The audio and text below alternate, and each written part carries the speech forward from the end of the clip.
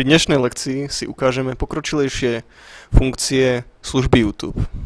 Keď otvoríme YouTube, vidíme rôzne množstva videí. Videá sú predovšetkým usporiadané podľa toho, čo preferujeme a čo radi pozerávame a hlavne to, čo vyhľadávame. Čím ideme nižšie, tým je tých videí viacej a samozrejme ukazuje sa podľa toho, koho odberáme a teda čo aj vyhľadávame.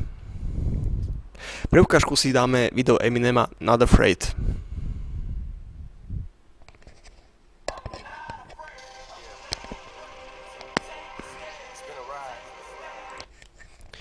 Ako môžete vidieť, YouTube má rôzne služby respektíve funkcie, ako spustiť, zastaviť, následne dať ďalšie video, ktoré predovšetkým náhodne vyberie z týchto videí, ktoré sa nachádzajú na pravej strane obrazovky.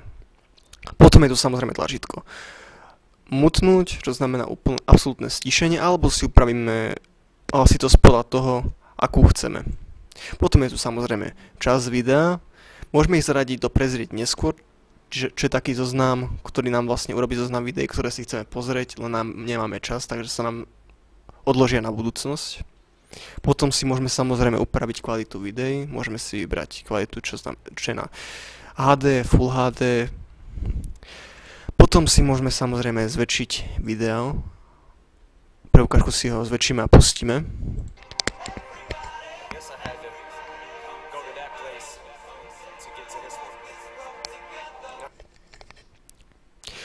Video na YouTube si samozrejme môžeme aj pretáčať.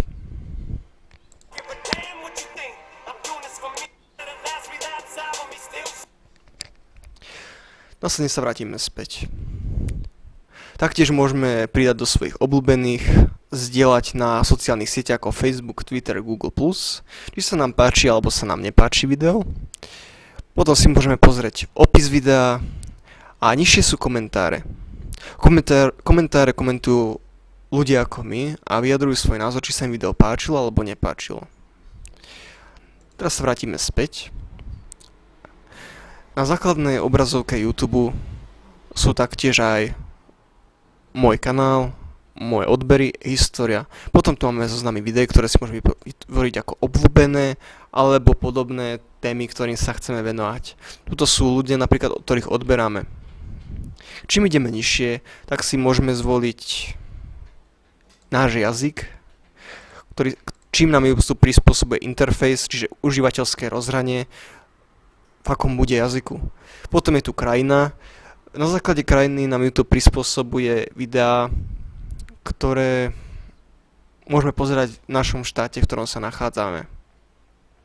Samozrejme, hore je aj vyhľadávanie. Do vyhľadávania si môžeme napísať napríklad slovenská príroda.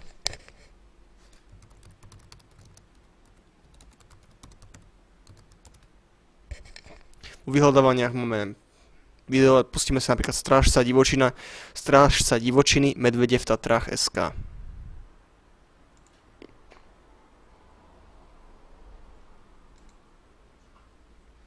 Video si pretočíme a môžeme vidieť, že vyhľadávanie funguje a vyhľadalo video presne podľa nášho gusta. A to je pre túto lekciu všetko. Ďakujem za pozornosť.